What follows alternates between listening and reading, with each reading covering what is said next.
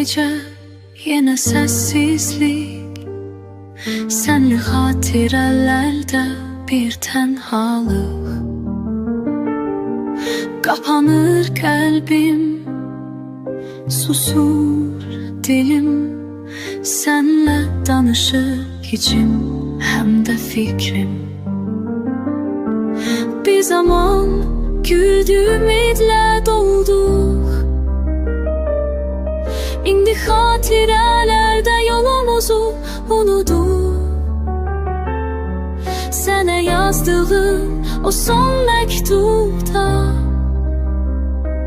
her sətir ağlayır sanki sükutla.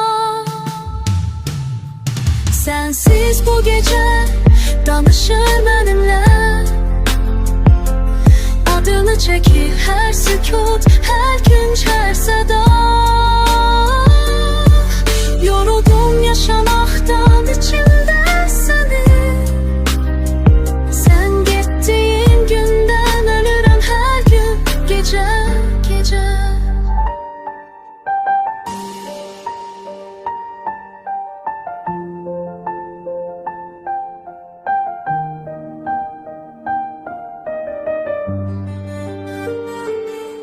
Vaxt geçir ama izlerin silinmi, gözlerimde senin gölgen derin bir sır. Seni unudaram dedim her defa ama yuxularım dolur yine senle. Belki de gitmeyin idi düz yol, ama mənə buraxdın sessiz, sensiz yol. İndi içimde bir dağ var suskun, adını çekende çökür bu ruhum. Sensiz bu gece danışır benimle, adını çekir her sükut, her gün her seda. Yoruldum yaşamaktan içimde seni, sen gittiğin günden ölürüm her gün gece gece.